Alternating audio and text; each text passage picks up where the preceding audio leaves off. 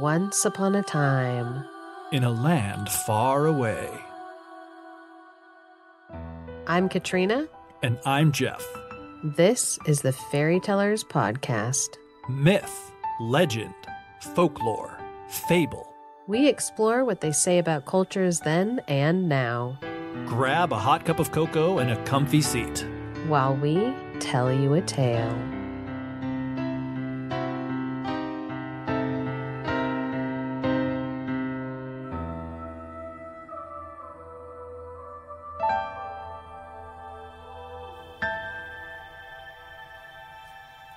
Hello to anybody who happens to pop on. This is a surprise live. I'm going to see if I can get Geoff on. It's not a surprise to him. He should know that we're doing this. I had told him ahead of time. It's just a surprise to everyone else that we're doing this because we haven't done anything in so long. People might have noticed that we haven't done anything in so long. But we have a special occasion to do live today, which we're going to talk about and explain once Geoff gets here. Thank you to everyone who's like showing up. I'm imagining that people's phones were like the fairy tellers who haven't been on Instagram in forever are doing a live.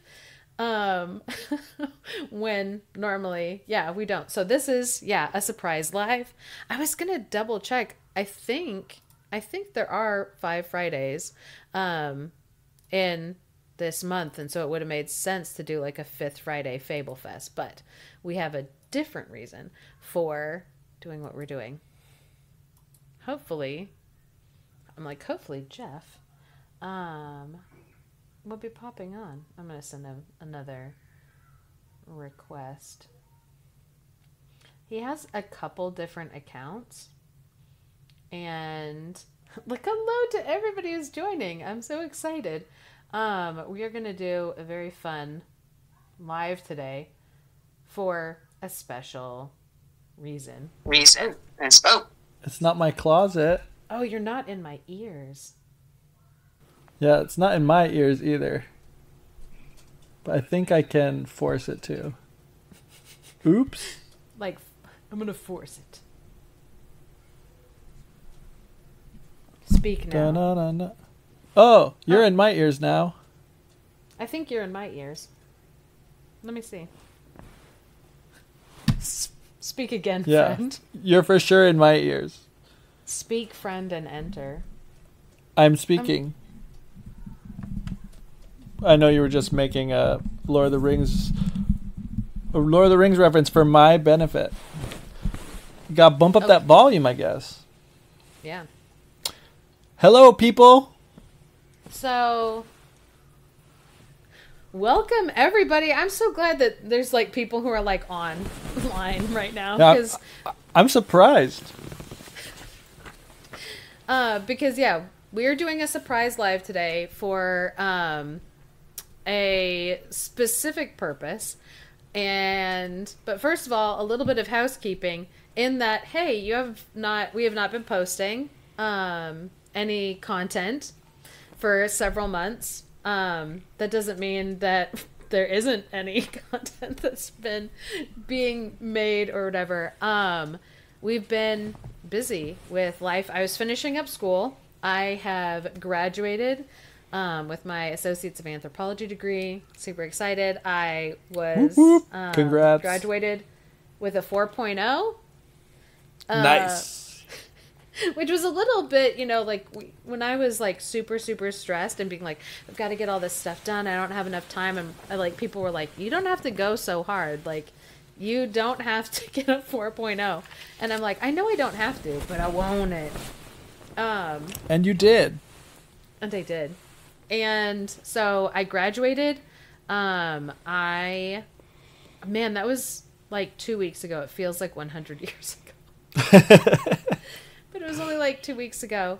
And if anybody has missed it, thank you for saying congrats. Gemini artiste. Nick. 2000 Nick. Like, yay. So I'm also, if anybody's missed the announcement, in the middle of moving. Not that you can tell from this angle. I'm like, if I move my camera around, you'll see the gaps in my thing. I don't know. I won't move the camera around too much. Because it's basically to show you an empty wall, which, if that's what you're into. But yeah, we're in the middle of packing up and moving across the country. My husband got a job in a different state. And so we're going to be moving. And so I've been a little stressed out of my mind. And we were not planning on doing live today. But, and here's the, like, why are we doing a live today and right now? And the reason is because a person who works for the Nepal Youth Foundation in Nepal, whose name is Shristi, I hope that I'm pronouncing her name right. I believe that she's told my sister before that it's like Christy, but with an SH.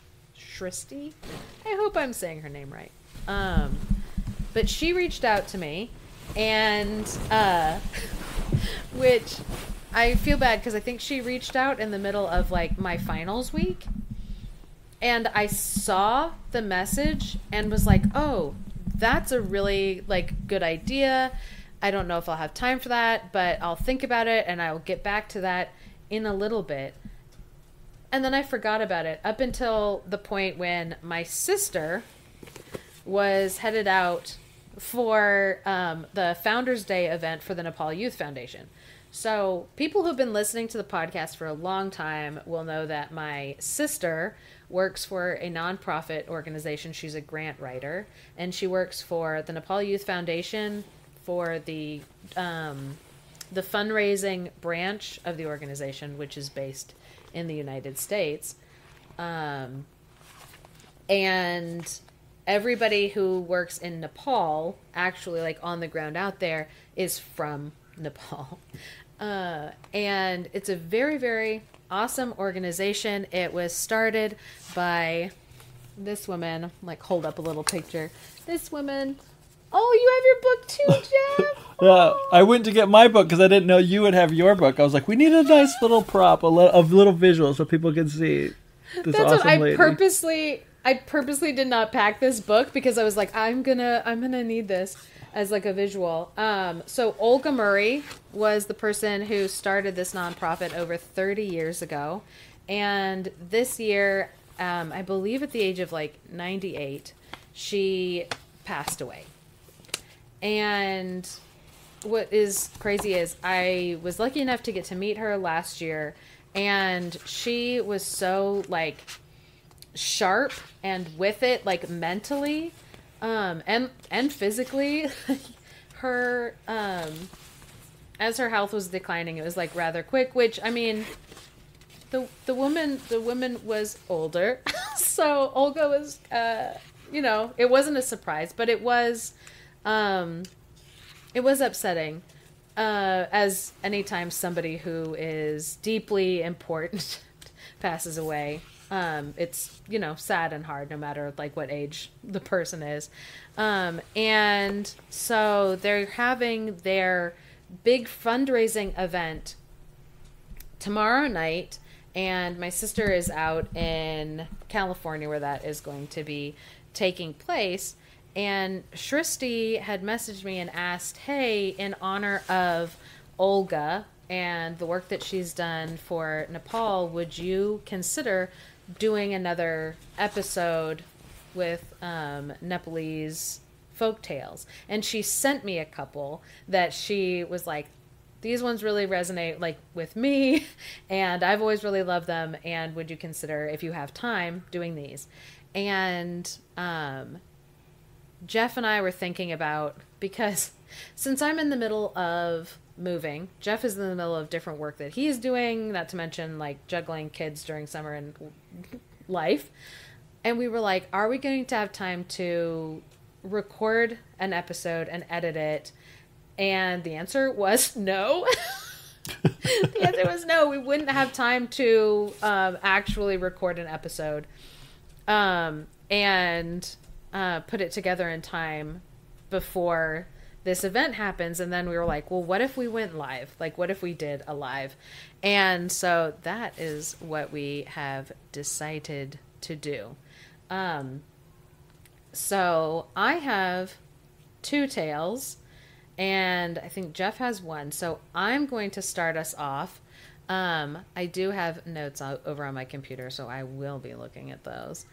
Hopefully nobody judges me. So Shristi sent these from a book called Tales of Kathmandu. In an English translation, thank you, I do appreciate. So I was like, my Nepalese is a little rusty, so I also appreciate it. Yeah. So the first story that I'm going to be retelling is called The Giant's Great Grandfather. And this is a super fun story because we've seen in the past, I'm like, now it's like, in the past, I'm like, man, guys, we haven't done an episode. We haven't published an episode in so long that I'm like, we'll just start over. This is the first time we've ever told a story about a giant. Just kidding. We've told stories in the past, like, about giants. And so, of course, like, giants as a creature that is then, like, showing up in, like, a different place is really cool to look at, especially when you look at somebody who is, like, a poor man or, just an average man, an average person, an everyday person. My sister said, it's been a minute since we've heard about giants, honestly. Yeah, it really has.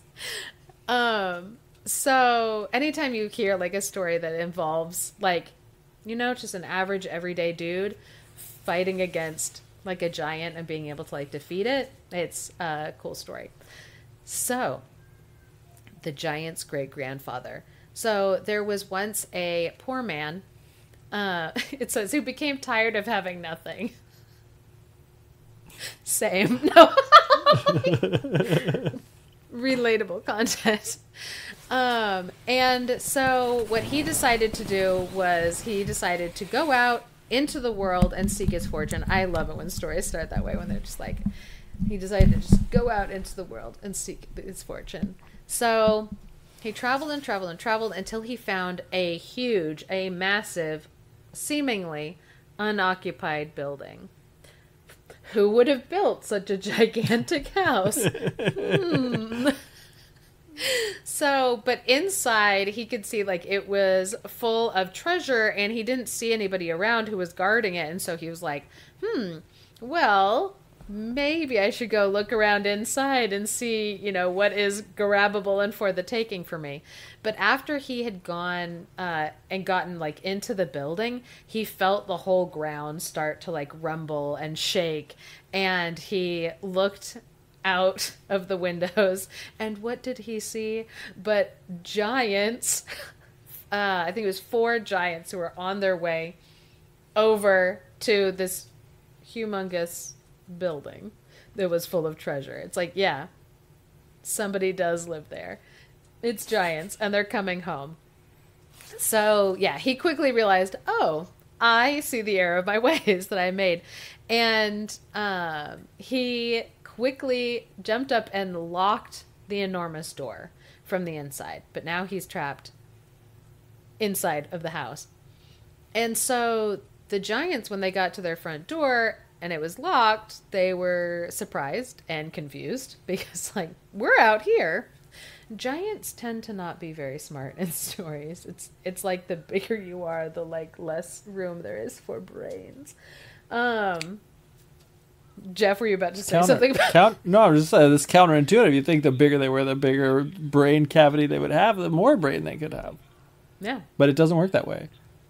Just ask the Brontosaurus, which I guess Brontosauruses never existed too. Isn't that the thing? What? We don't have to go down that. It's a whole thing. I think they were like, they mixed up they put a head of one thing on another dinosaur, like, the fossils. And so like, they're like, oh, this is a Brontosaurus. It's a new dinosaur, but it wasn't a new dinosaur at all. It was just like the wrong head on the wrong body. Isn't the Brontosaurus what Littlefoot was? Yeah, Littlefoot Also, not real. What a horrible thing you're telling me. You just like... I think it's Brontosaurus. My sister just wrote, girl, brontosauruses are the jackalopes of the Jurassic. Littlefoot is a myth. Ooh. Littlefoot is a legend. Get it right. This is a paleontology podcast. It's been a while since we had one of those jokes. Man, guys, it's good to be back. I'm having fun. I'm enjoying it. Anyway, so the Giants, back to the Giants. They get back to outside of this house. Wait, no, we're back outside of the house.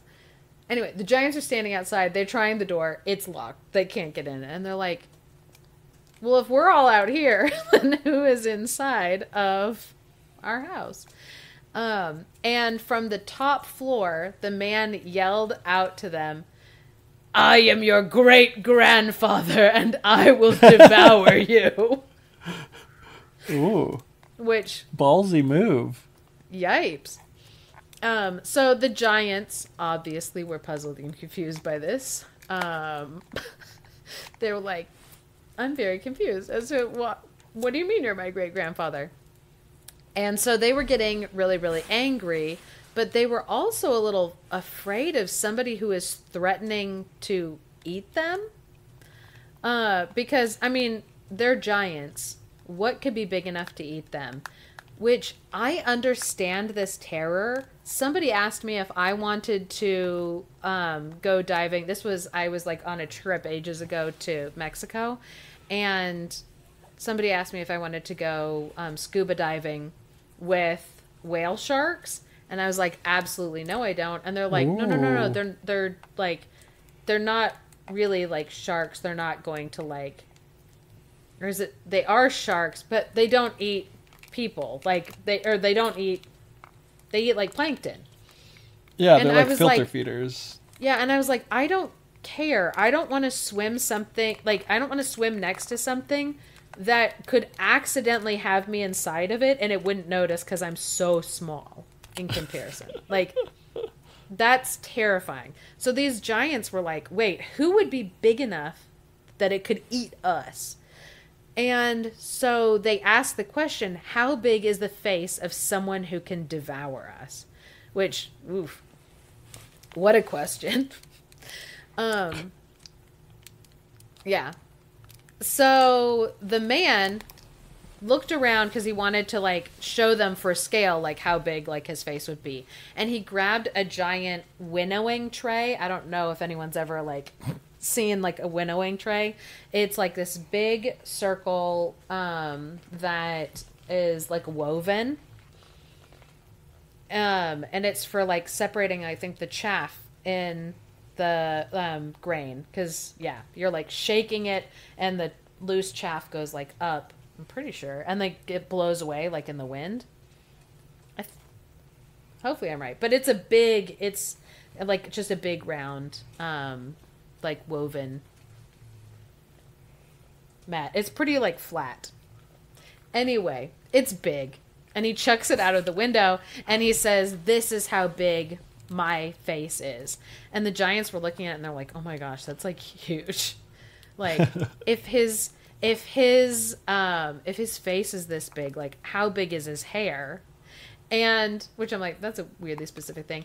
And so he like threw out like out of the window this like big length of rope, and he said, each one of my hairs is as thick as this rope. And they were like, oh my gosh, like that's terrifying.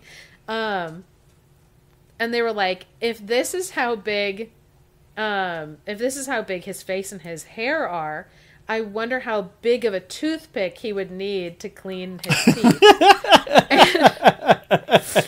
And so he throws out, I'm pretty sure it was like a thrashing stick that you would use to thrash like wheat or to thrash like grain. And so he throws out this thrashing stick and he's like, this is how big of a toothpick I'm going to need to like pick your meat out of my teeth, which terrifying. Oh my goodness. What a thing to say. And the last one is one that I like absolutely love because they looked at the stick he'd thrown out and they're like, oh my gosh, that's huge. And like, if the toothpick is that big, I wonder how big the lice are that would be in his hair. Oh, which I'm gross. like, that's a very specific thing to like ask about. And so the guy grabs a chicken and like chucks it like out of like the window, and they're like, oh my gosh, that's huge. I guess that wasn't the last thing, because the next one, it was they were like, oh no, like if like this guy is like massive, like he must be like so huge, and they started to tremble because they were like really scared. And so he was like, oh, I'm really starting to get hungry. And then he made a sound like he was gonna like spit, and then he pours it was like a bowl of like cream curd out of the window, as if he's like salivating this like huge glob of cream curd.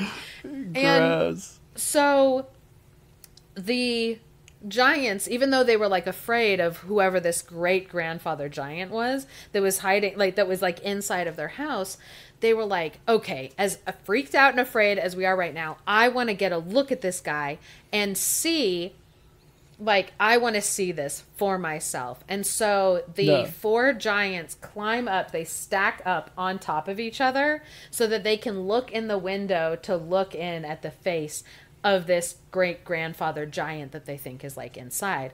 But after the last guy, as he's like pulling himself up on the ledge, like to look through the window, like standing on top of like stacked four giants high, they hear the gruff voice say, should I start eating from the top or from the bottom? I'll probably start from the bottom. And then the giant that was on the bottom felt something grab his leg, and he freaks out and starts running, dropping all the other giants on his way out. That's amazing. Smart. Yeah, and so all of the giants then, after like falling and landing and seeing the other ones run like in terror, they all take off running in terror. And then who is left there is the poor man, who is now a rich man, because he has this whole house full of all of the giants' treasure. Love it. Amazing. I absolutely love that story. That's a really good one. Because it Gotta is, love a clever trickster. I love a clever trickster. I love the diversity in stories that involve like giants and outsmarting them. Because I'm amazed. Because you have to, because you can't like overpower them. Yeah.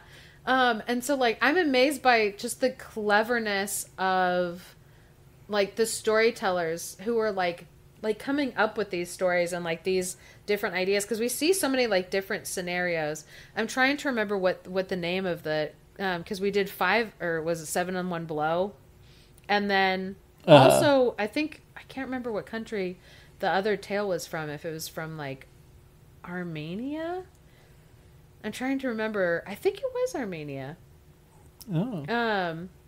Where that guy was very humble and very scared, because the cowardly hero, Dejikon, we're doing it.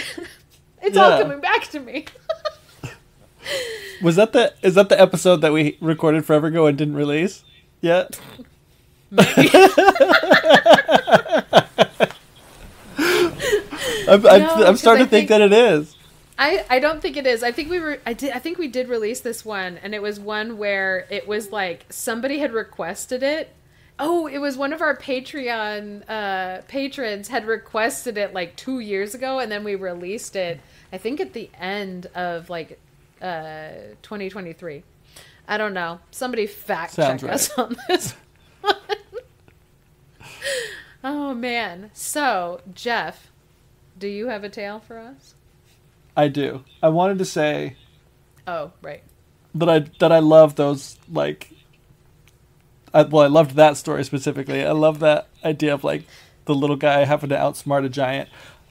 And what I really wanted to say too was like, you can feel the like oral storytelling nature of that with like the different, you know, like you're sitting there, you're telling the story, you're like retelling it, whatever, and like the kids or whoever's around you, like when you're like, oh, like the hair was as thick as ropes, like, and then you're just like throwing in other thing, like what other things can we think of, like, oh, the lice on its head, it's like, oh, it's a chicken, you know, just like seeing how many of these things that you can come up with to be like, what other things can we say, like, oh, the toothpick, you know, because it's like some of them started off of like, oh, how big would his face be, like his hair or whatever, you know, but like it just starts getting like really wacky and out there because it's like it feels like this, like how many of these weird things can we come up with, and like what will the thing be that they're wanting to see, and then what do we have around that people would be familiar with that he could like use to show how big he was, but like exaggerate it. It's just beautiful. And relating it back, because I remembered that I was like, oh, one thing that I wanted to do was keep like relating things back to, I'm like, Olga Murray, this woman, she was a very small in stature woman. But also, she was this like little 90-year-old, well, she wasn't always 90, but she was always little, like Jewish woman who was like, just like a powerhouse, always like trying to like help people improve things. Like that's what she wanted to do. But also, besides being like small in stature, like some of the problems that we see in the world are giant. They are massive, and they like seemingly are like insurmountable or something that it's like, how can we get past that? And just like these characters in giant stories, creativity, using your wits, keeping your wits about you, and yeah, like seeing opportunity and creativity in what you are doing, because that's like a message that is like, you know, more universal than just like one person, because like anybody can be like working together, especially if you're working together with a group, to all come up with like creative ideas, creative solutions to help fix things. And one thing that Olga was always trying to do with the Nepal Youth Foundation was have the creative ideas of how best to help the people of Nepal. She wanted those ideas to come from the people of Nepal, because she believed that they knew and they know what is best for the people in their country, because they live in the country and are part of like that culture. And so it was like, yeah, when solutions were needed, she would be turning to the people of Nepal, and they were helping each other to help work for the betterment of the people in their country and their country as a whole. So yeah, little tie-in. Awesome. Oh, I see Cullen Never After just showed up, which like quick aside and shout out, one episode that we have recorded and have not released involved us giving some shout outs to people who at the beginning of the year had us on their podcasts, and we were like, oh yeah, we need to shout them out and point people towards like those podcasts that we've done. And so we did record that and have not edited or released that episode. So quick shout out to Not My Fantasy podcast with Hannah and Cullen. I was able to be on an episode of theirs, I think that was released in March, that we were discussing the 2015 live action Cinderella. And that was amazing. So I had so much fun being on that podcast and talking about that. And then the other podcast that we were on was Fairy Tale Fix with Kelsey and Abby. And we did Irish stories. It was a March episode for them as well. And it was Irish tales for Irish month, for like St. Patrick's Day. Right? Uh-huh. Does that all make sense? Yes. And we got to tell some tales from Speranza Wild, and the tales were indeed wild. They were very wild. Those were fun episodes. I had a blast on the Fairy Tale Fix podcast, and I deeply enjoyed. Was sad I missed it out on recording it, but I did listen to and thoroughly enjoyed your episode with Cullen and Hannah on Not My Fantasy. Yeah. So if you've been missing us and you haven't seen those episodes of those other podcasts that we're on, go check them out. Yeah, we're basically on Not My Fantasy. It was like so much fun having discussion about everything from like costumes to therapy. A lot of therapy. Yeah, Katrina refuses to pay for therapy, so she just guests on people's podcasts to get through her various issues. Man, yeah, it was a lot of soul searching on that episode for me. Going through something, I guess. Just got to go along with the ride. Oh, man. Anyway, so definitely check out those podcasts if you have not already. They're amazing. But on to the next tale. Yes, this is The Tale of Seven Sisters, which is a lot of sisters, but I love it. And I'm interested... I don't know. You'll see when we get into the thing. It's like there's not necessarily a reason that I can see why it has to be seven sisters. But so you know what I mean? Like I'm just like it's one of those things that makes me wonder. Because of how often seven sisters pop up in stories. Yeah, exactly. Like there's like seven sisters, like that's a thing. Yeah. In lots of different cultures that we talked about, like, you know, in like Western culture we talk about, you know, like the Pleiades and all whatever. It's like there's seven sisters there, but then it's also in all over Asia and you know, like Australian stories as well. They have the seven sisters tale, and it's the Pleiades, but it's also seven sisters. Right. Yeah, and it's you're talking about like from like the Aboriginals in Australia, right? Too. It's not even like yes, yeah. So it's like again, like it's not from the same European background. It's just crazy. It's just interesting, and here it is, seven sisters again. So once upon a time, there was a small village, and there was a farmer who lived in this village, and this farmer had 7 daughters, as you might have guessed from the title of the tale. This is going to come as a shock. The girl's plural mother, the girl's possessive plural mother died when the youngest was a very small child, and guess what? The farmer remarried. And so they had a stepmother. What kind of person do you think this stepmother was? Do you think that she was just kind and loving and like super great? She's probably the best, like they always are. What podcast do you think you're listening to? This is the Fairy Tellers podcast. Of course, the stepmother was not described as evil in here, but definitely fits my definition of evil. So this stepmother was very jealous of all of these 7 sisters, her 7 stepdaughters. And so somehow, doesn't say how, she kind of like put a wedge between her husband and his daughters. And so he was kind of like trying to turn them against each other. Well, not really against each other. He was trying to turn the husband against them. Yeah. And so the daughters were not a big fan of this tactic and therefore not a big fan of this stepmother. But the stepmother eventually succeeded in kind of, it says, creating a gulf between their father and them, and persuaded her husband to come up with a plan to like get these girls out of their house forever. And so he came up with a plan to lure them into the forest and abandon them there, where they would be eaten by wild animals. That was the plan. And so the next day, in order to lure these girls out into the wilderness to be eaten alive by animals, maybe they would die of starvation or something first and then not have to be eaten alive. Who knows?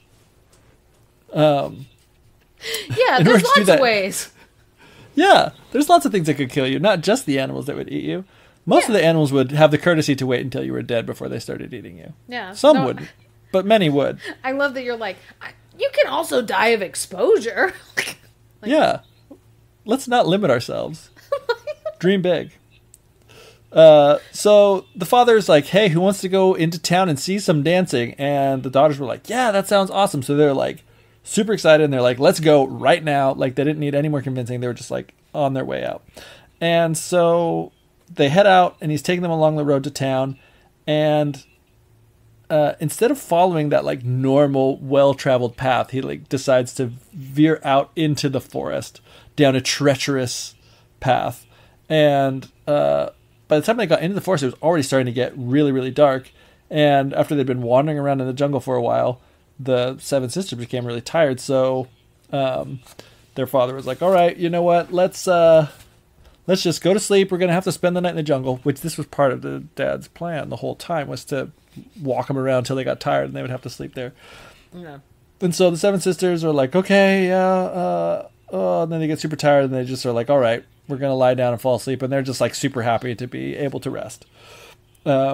Meanwhile, the father was like, man, you know what? They still might be able to find their way home. I've been purposely walking them around this like crazy circuitous route, trying not to lose my own way, but hoping to get them lost. But he's like, I don't know if they will get lost. So he's like, I got to do something else to make this, to up the difficulty level a little more. So he went around and he started collecting fresh resin from these trees, and he put the resin over their closed eyes while they slept. And so as they're sleeping, Yipes. Through the night, the resin is hardening and like basically sealing their eyes shut. And I guess because they're in a loud jungle, like they didn't hear their father slipping away back through the forest. And the father, the farmer, the husband arrives back home, and he's like, haha, I abandoned my children in the forest to die. And so the stepmother's like super excited, and they're like having a little happy dance party. Just the two of them.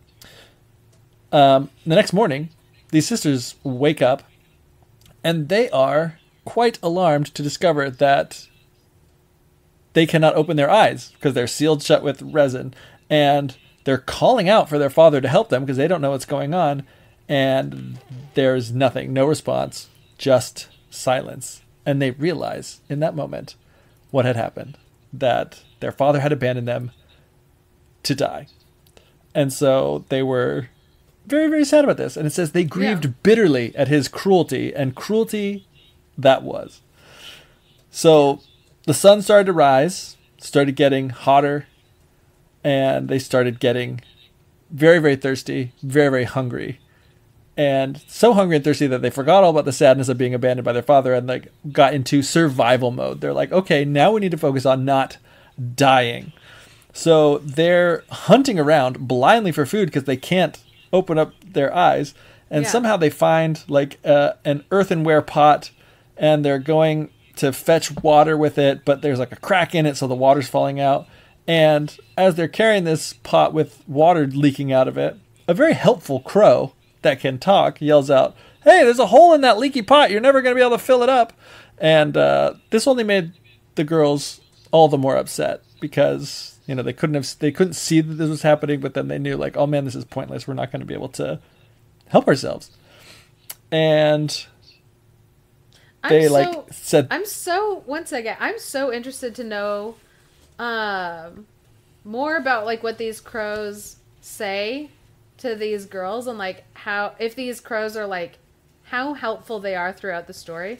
Just because the crows in a lot of like Hindu mythology, they are related to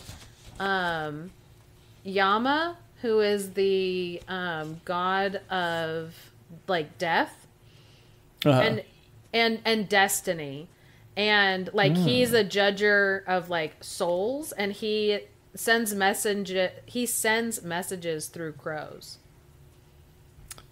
Interesting. So I'm like, continue. Yeah. I wouldn't get too excited because that is, I believe, literally the only time that the talking crows show up in the story. I'm like, still so interesting, just because it was like they were trying to help. It was like, it's like, was the crow trying to help? It just, I mean, I guess it was pointing out the fact that the water was leaking, which was helpful for them to know because they couldn't see it for themselves. But also, like you said, with it being sort of about like fate or destiny, it was like, the destiny of you trying to fill up that pot was it's never going to happen because there's a crack in it, It's like, maybe you could make the argument. It seems like, it's just a very observant crow. Calling it as he sees it, so to speak. Anyway, they're so upset by the fact that they're not going to be able to gather water that they fall down on the ground crying. And they're like, okay, we got to do something about this resin in our eyes because it's really making things, a difficult situation, even harder. So they start, getting the saliva from their mouths and like rubbing it onto the resin to like wet it, start dissolving it. I don't know. And, it takes a while, but they're able to. It takes many hours, it says. But they're finally able to see again after they get all that resin off. And it's like, I've been camping. I've collected, like pine sap to use as like a fire starter and stuff and gotten it on my hands and it like never gets off. It's so sticky. I can only imagine. Girls probably didn't have any eyelashes. I'm just saying that right now because that got yanked right out with all that pine, with all that resin. It's not pine resin, but whatever. And so after all that, not being able to get the water after spending hours and hours getting the pine sap, or I say pine sap, it's resin. I don't know if there are probably some pine trees in Nepal. I don't know. This is not a arborist podcast. Anyway, they're super hungry because a lot of time has passed. And so they're walking through the jungle and they're very surprised that as they're walking through the jungle looking for some food, they stumble across a big palace in the middle of the forest. And they're like, hey, that looks like the type of place that there might be some food. So they go in and they're like planning to like break in, I guess. But when they go there, they're surprised to see not only is this great palace, but all the doors, all the windows wide open. Like this whole place is just like completely open to them. They look inside and they see one staircase that is gold and another staircase that is silver. And then they walk inside and they see all sorts of rooms with all these incredible riches, gold, silver, precious stones. And in one room, they even come across a sleeping monkey. And in front of the sleeping monkey was a big bowl of some type of food that I can't pronounce that is a mixture of yogurt and beaten rice. So this monkey's sleeping in front of this bowl of delicious food. And remember, they're very, very hungry. None of the sisters can resist the temptation of such delicious-looking food. And they ate the entire bowl. And as they're finishing up the last little bits of this food, the monkey kind of like stirs in his sleep and lets out a big yawn. And the girl's like, "Uh-oh, we gotta hide." So they hide away. And while they're doing that, one of them accidentally smeared some of that food on like one of the pillars in the palace. And so the monkey wakes up. He's mad. He was hungry. He was looking forward to eating that food. And so he notices that some of this food was smeared on the pillar. And he's like, "This stupid pillar ate my delicious food." And so he starts like pounding the pillar, like beating it up.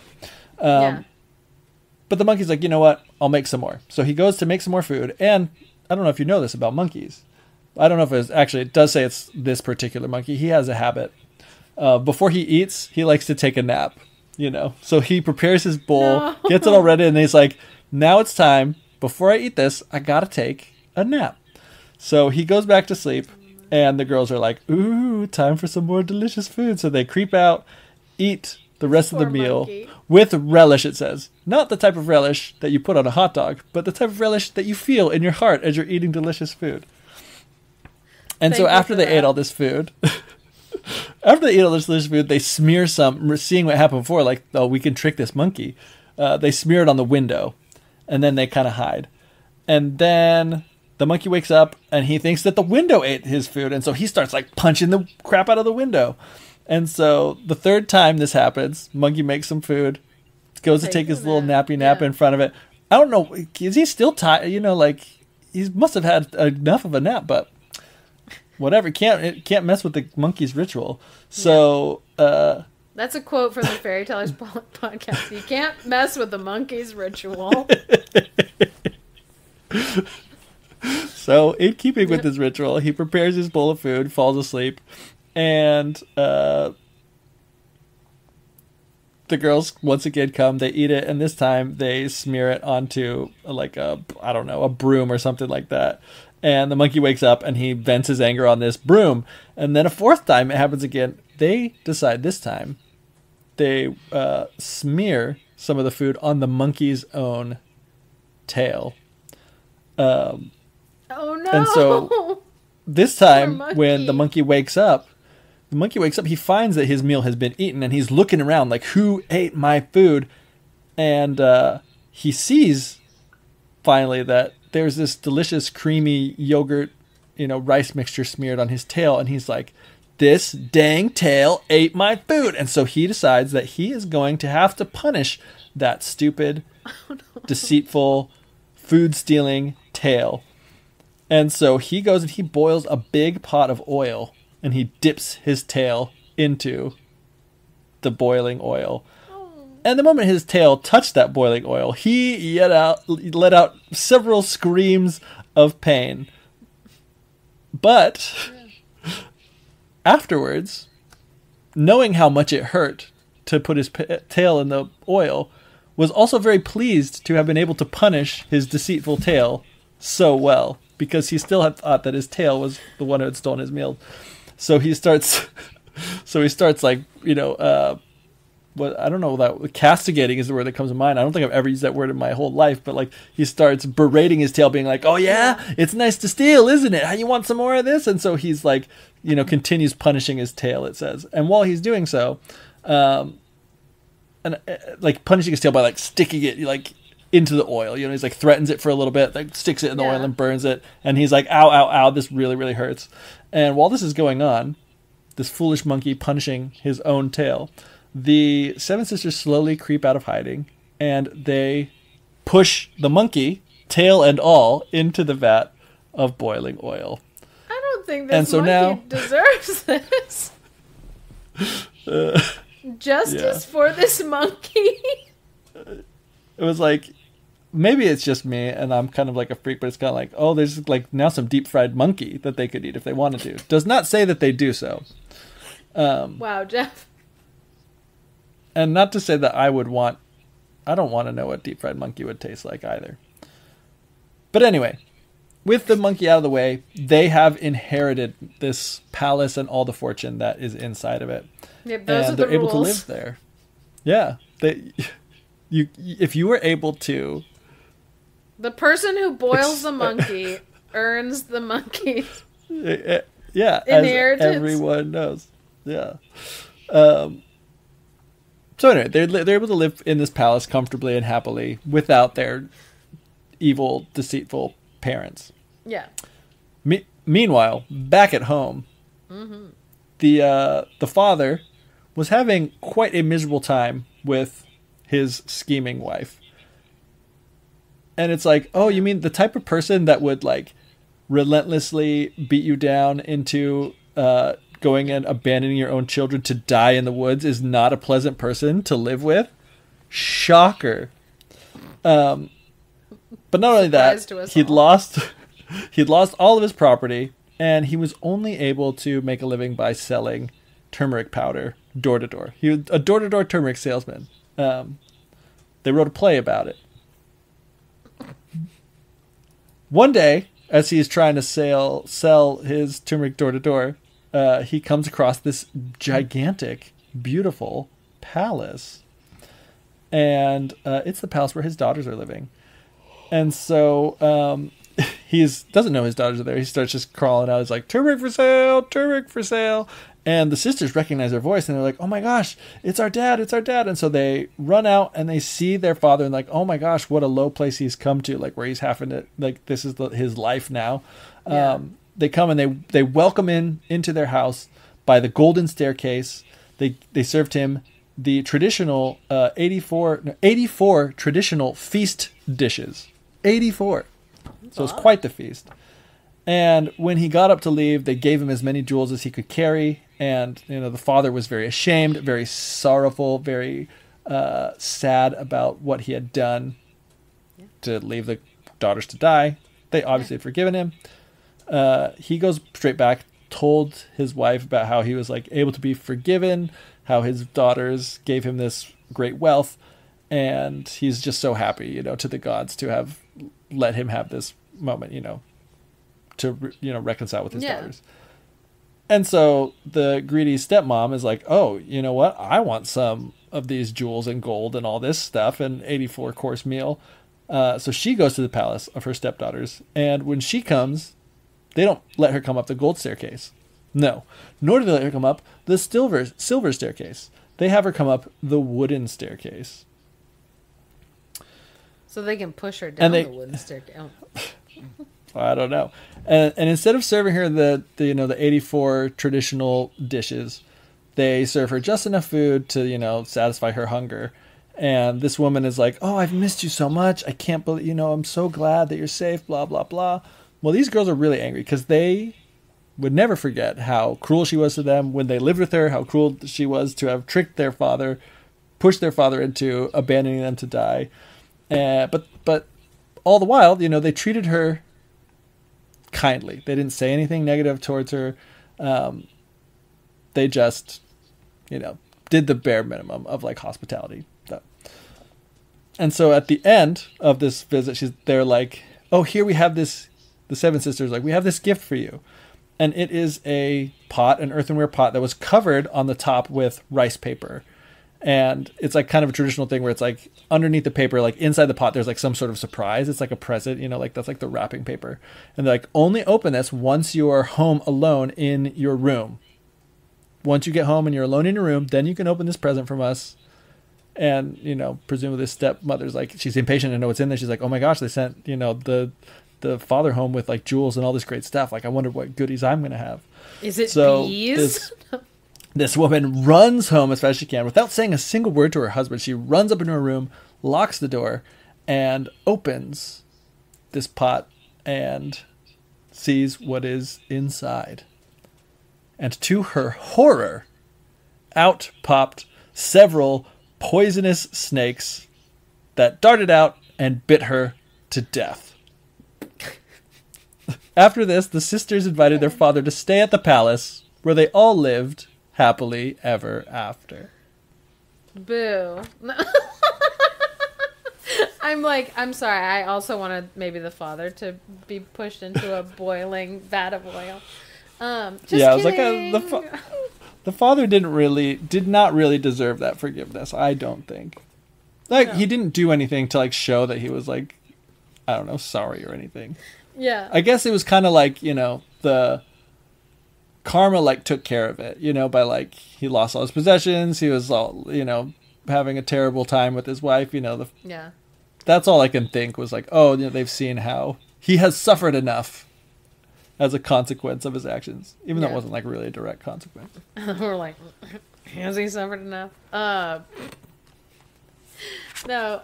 So what's interesting about some of the notes like on this tale is that it says this is one of the most popular folk tales of both the Nuar and Parabate communities.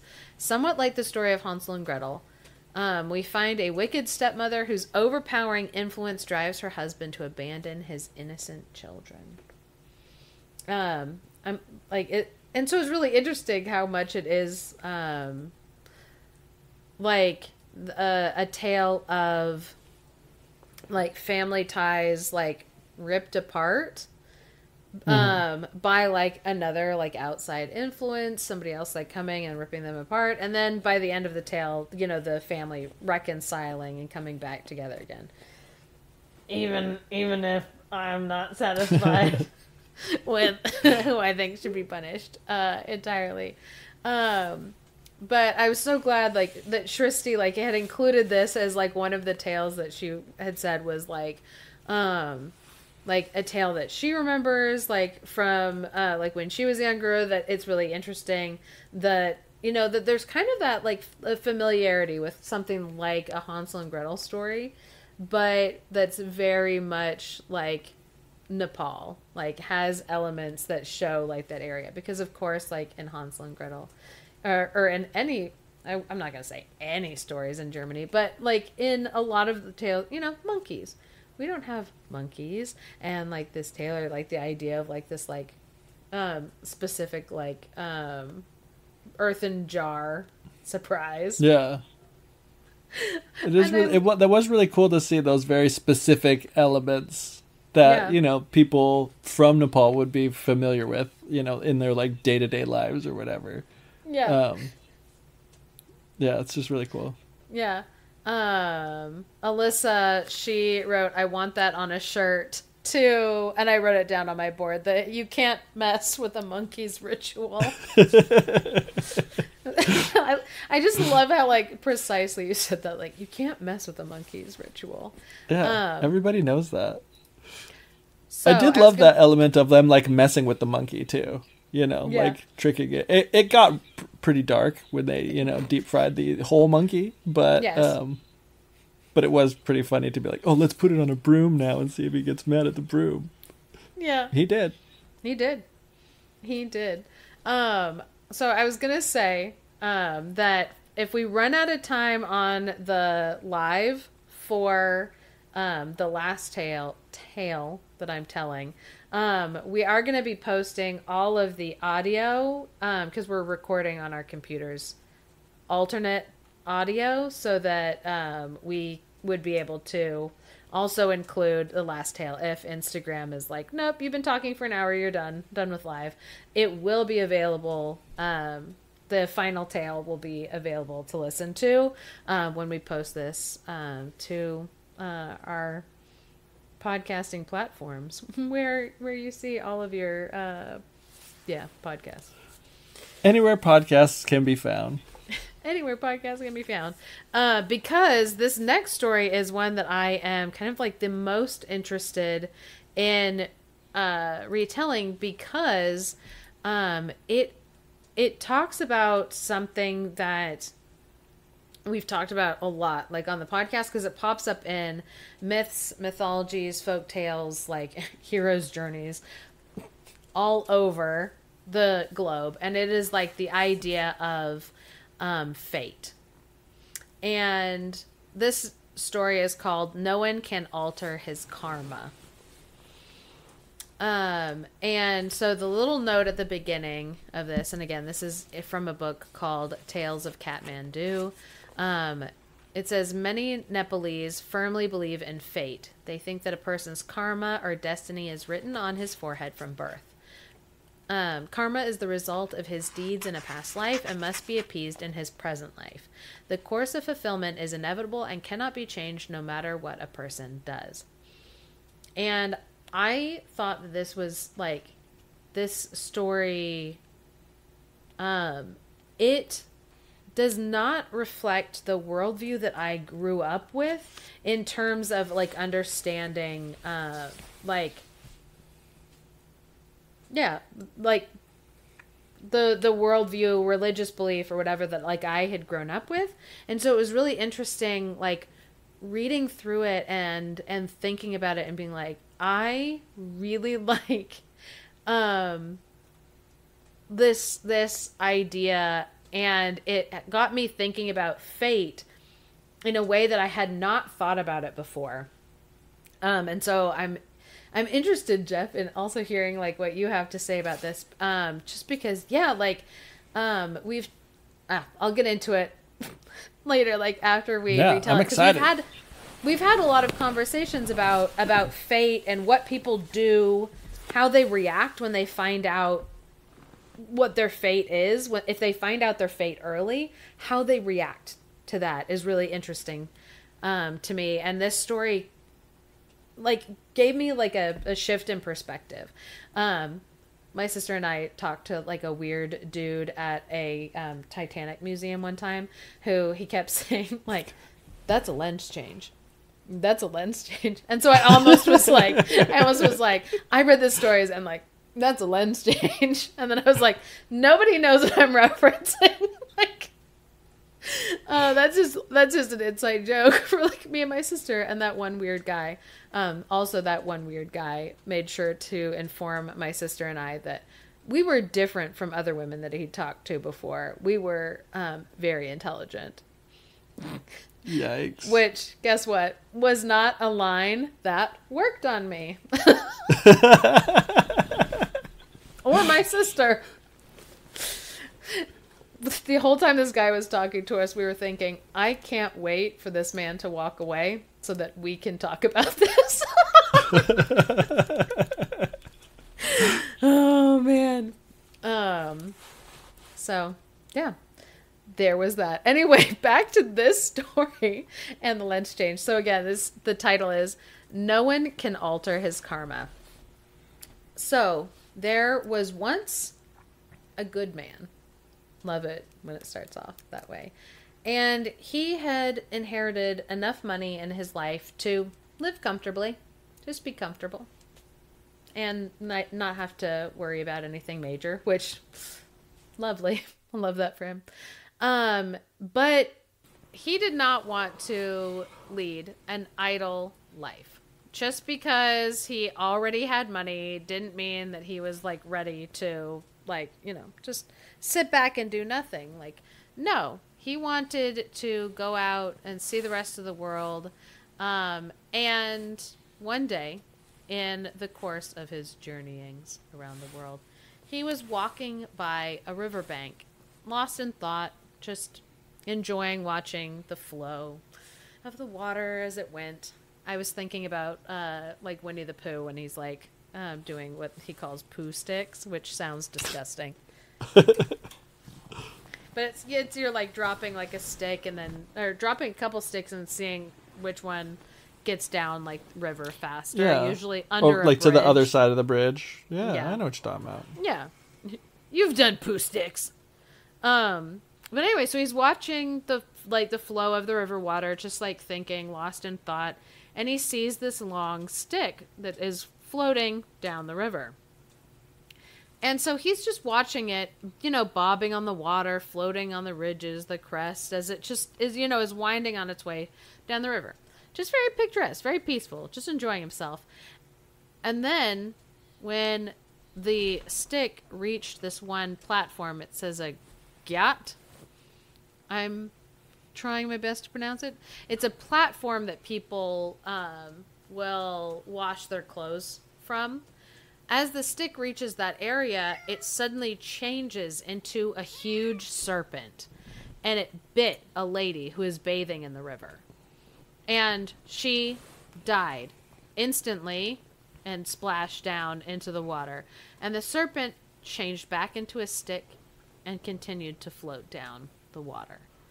And the guy who was watching it was like, oh my gosh, like, what did I just see? What in the world? So he's walking now a little quicker down the river so that he can like watch this stick that turned into like a snake. So he keeps following it, and he conceals himself behind some bushes as he's following it. And he quickly sees that they are approaching some open grazing land where there were some boys standing watch over a herd of buffalo. And this young man, he's just watching the stick as it's floating down this river. And then it turns into a giant. Which we saw some giants in the earlier story. So it turns into a giant that just pounces on one of the buffaloes and kills it instantly. And then it turns back, and then it turns back into a stick back in the water. And, the boys, what they saw was just one of the buffalo just suddenly, going down and not realizing, like, what just happened? Like, what's going on? But it's such a loss because, like, a buffalo is a pretty valuable, like, animal. So, they're expressing, like, grief and sorrow about the loss of this, like, buffalo, and what are they going to do? But the young man, from the beginning of the story, he just keeps following the stick down the river because he's like, what in the world is going on here? And so as he's following it going down the river, the water starts to channel into, like, some whitewater rapids. It's going like quicker and faster. And as it's picking up speed, as it's about to go over the waterfall, the stick changes into a Brahmin priest who walks out of the river and up on the path. And it's just walking in the path in front of this young man. So the young man now, having seen the stick just, right before it went over the waterfall, turned into a priest and start walking. He, overcome with curiosity, runs up behind, which I'm like, sir, I don't know. Like, you just watched this stick magically turn into different things that then like hurt somebody and like kill somebody. Like I wouldn't run up. I would not approach it. Yeah, I wouldn't run up behind it. So he runs up behind this Brahmin priest and quickly tells him that he had observed the different transformations and what had happened, like with this stick. And he would like, if at all possible, to have an explanation for what he just saw. And the priest, who had like listened to everything that he said, was like, all right, you know what? Because you've already seen some of the powers that I already have. Yeah, I'll show you. I'll show you who I am. Close your eyes. Which I'm like, that's terrifying.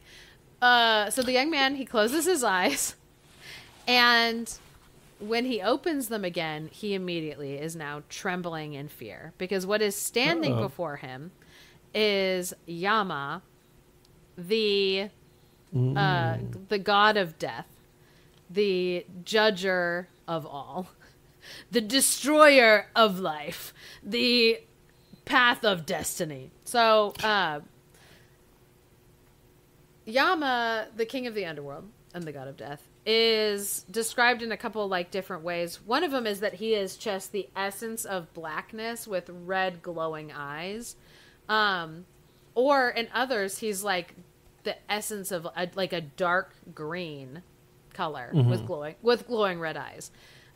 In this story, he's described as like that devoid of light blackness, like all over, glowing red eyes, but with a bushy mustache, which I love, because my dad, for the majority of my life, was always sporting a very bushy mustache.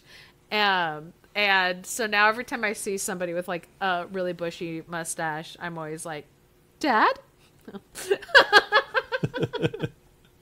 But anyway, so this young man, he's like completely shaken and is like, oh my gosh, maybe I didn't want to know what this instant regret. Yeah, like never mind. But the Yama told him, like, well, since you were bold enough to like see my form, are you courageous enough for me to reveal your future? Which I'm like, no. Yeah, he's like, it turns out he wasn't bold enough to see his form, so yeah, he's like, oh, actually, nope, I pooped my pants, so you don't need to tell me more. Just kidding. This guy, he was like, oh yeah, I would love it to know my future. And so Yama looked at his forehead, because like I said, they believed that like their destiny was written like on their forehead. So Yama looked at his forehead and said, you will hang by your neck until you are dead. And yikes. Then Yama disappeared in a stroke of lightning, which, oh my gosh, very terrifying. So obviously, young man, completely speechless, to be told that like his life was going to end at the end of a hangman's rope, basically, like that he was going to be hung like until dead. And so he decided, especially because like he was like a person that had never harmed anyone in his life, wasn't committing any sins or crimes, and couldn't imagine himself doing that. And so he was like, no. I don't think that that's going to be how I'm going to die, because I'm a really good person. Like I would only, that would only happen to me if I did something like really wrong, really like illegal, hurt somebody, harm somebody, like stole from somebody, like, yeah. And I'm not that kind of a person, so I don't think that can be my destiny. And here is where he does something that I don't think I've seen in any story about like destiny before. He decides to like double down on being a good person. Like he was like, you know what? Maybe I can improve myself. Like maybe I do have like faults that could cause a problem for me someday. Maybe I need to do more to go out of my way to be good to people. Instead of not doing bad, I need to maybe actively be doing good. And so that's what he devoted like the rest of his life to. And so many years passed. It says he visited different countries, was gathering a lot of knowledge. Everywhere he went, he was really careful not to commit any like crimes, but also to help other people, always be willing to help other people. And so one day, as he was passing through a forest, he heard a woman crying out. And he immediately was like, oh, that sounds like somebody who needs help. I want to be the kind of person that helps other people. Like, this is what I'm going to do.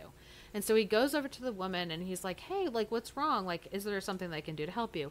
And she was like, I haven't eaten in days. My children are starving to death in my house because we don't have any food, because all I have is this diamond.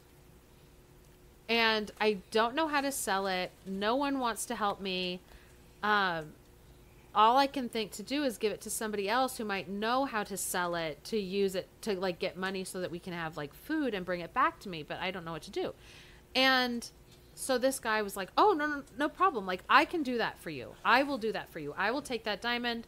I will get you some money, like trade it for money, get some food, bring the food back for you and your kids. No problem. And she was like, oh my goodness, thank you so much. That would be wonderful. And so he took the diamond and went into a nearby town so that he could start asking people, you know, hey, who would buy this? Like, what could I get for this or whatever? And as he was going around doing that, you know, a rumor started to be spreading around town that like there was a stranger who was like trying to sell a diamond, like of all things. Because it turned out that there had been a diamond that had been stolen from the king's treasury. And because this guy so boldly had it, he was soon arrested. Yeah, it's a tough one. Sometimes we all innocently smuggle antiquities, okay? It can happen to anyone. So he obviously was trying to explain to people that like he was completely innocent, that he was trying to help somebody, that this like he had not stolen from the king's treasury.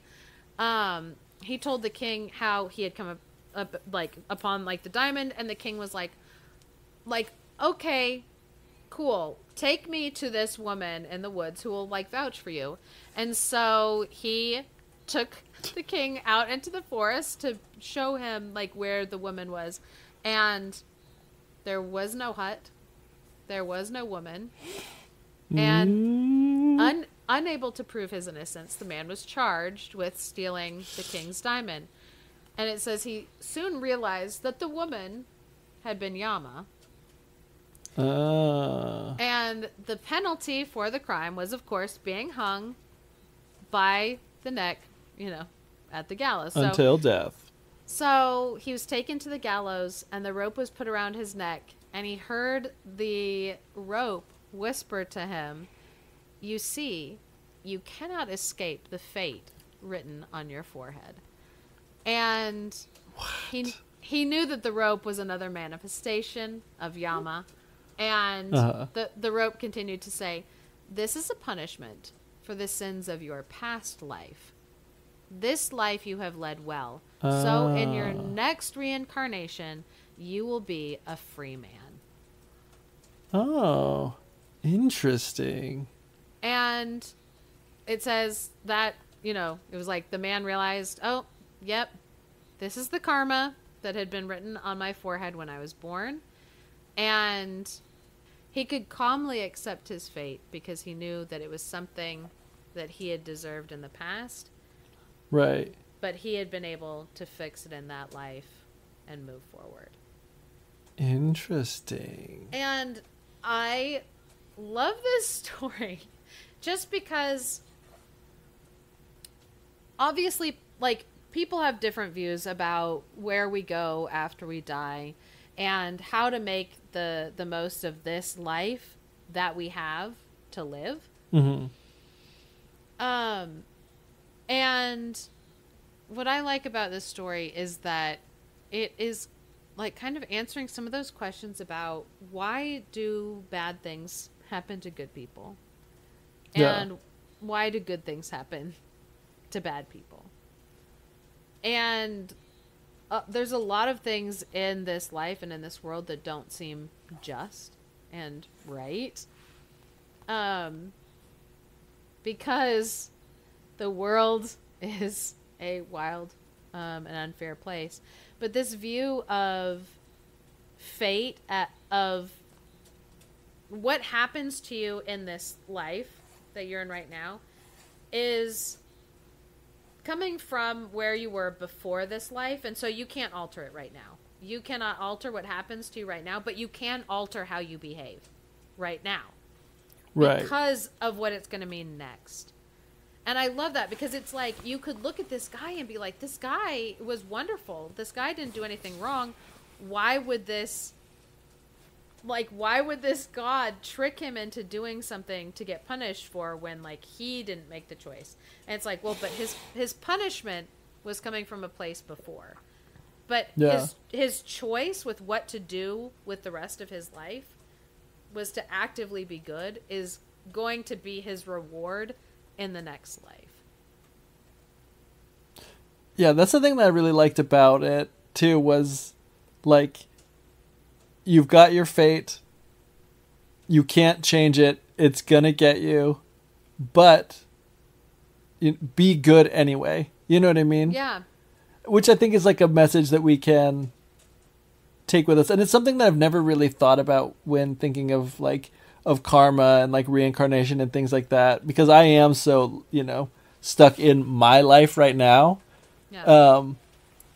But I've never thought about the fact that it's like the practical application of that. Like, what's the practical application? It's like, oh, like, I maybe have it be in a tough situation because of things that happened in a past life or whatever, like, it doesn't actually matter what the reasons are that I'm in whatever tough situation I might be in, or why the things that are happening to me might be happening to me.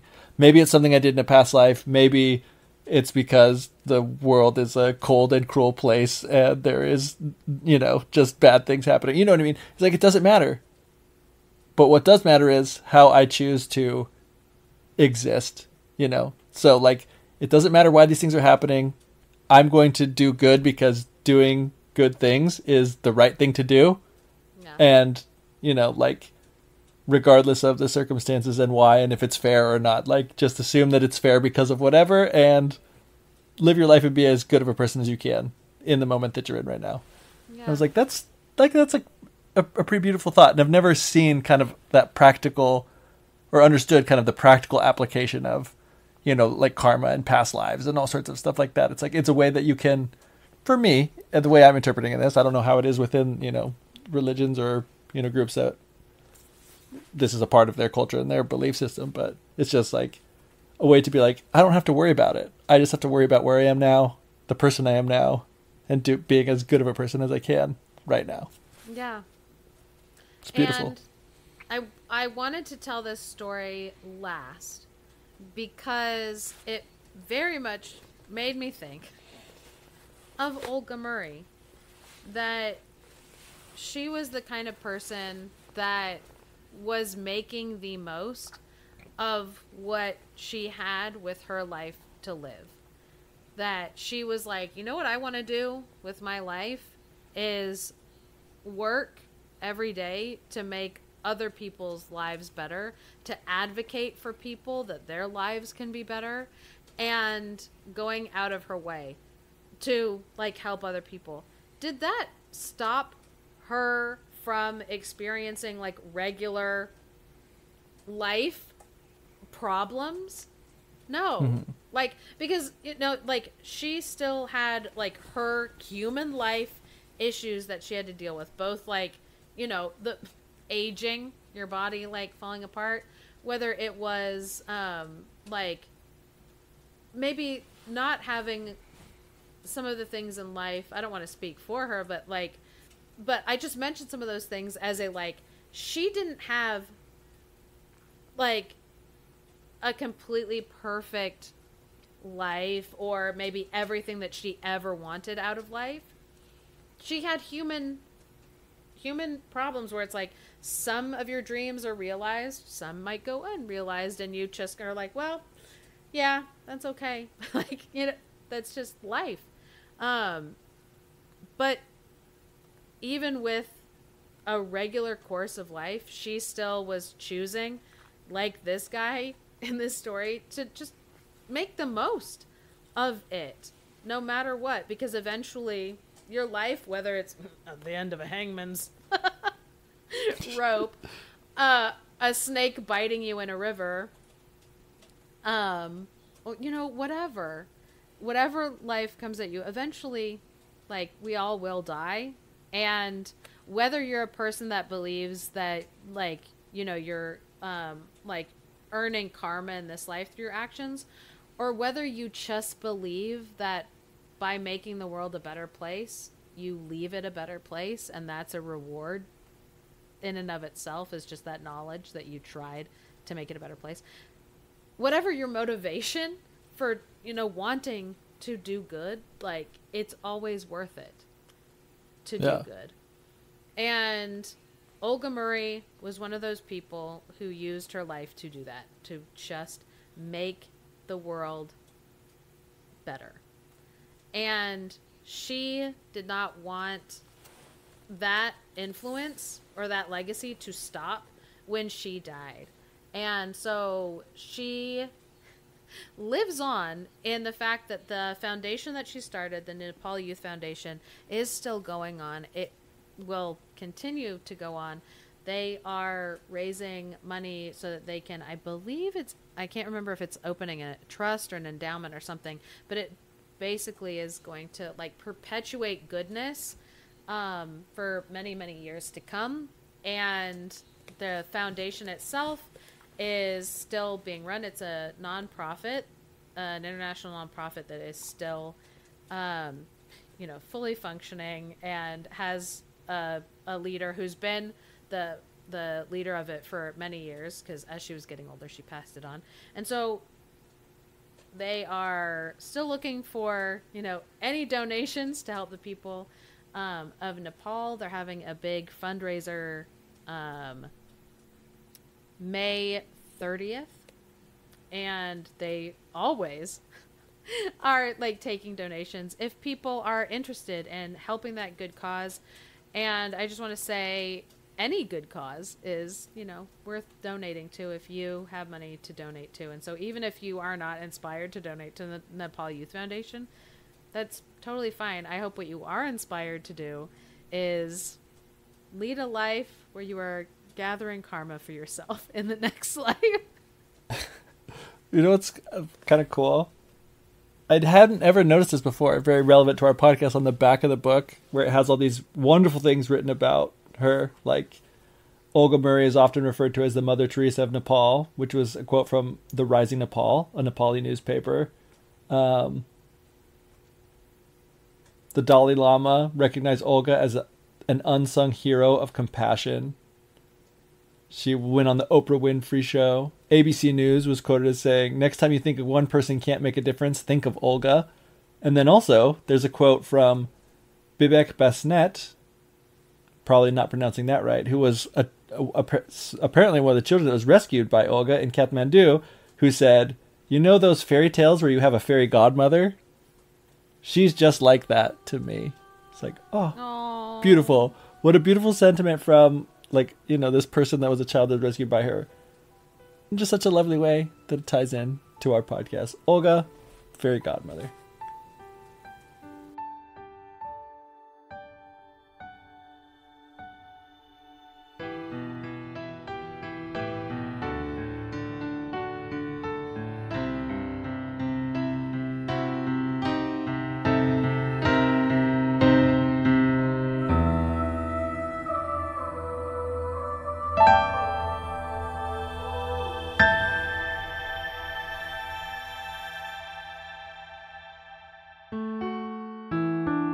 Thank you for listening to The Fairy Tellers.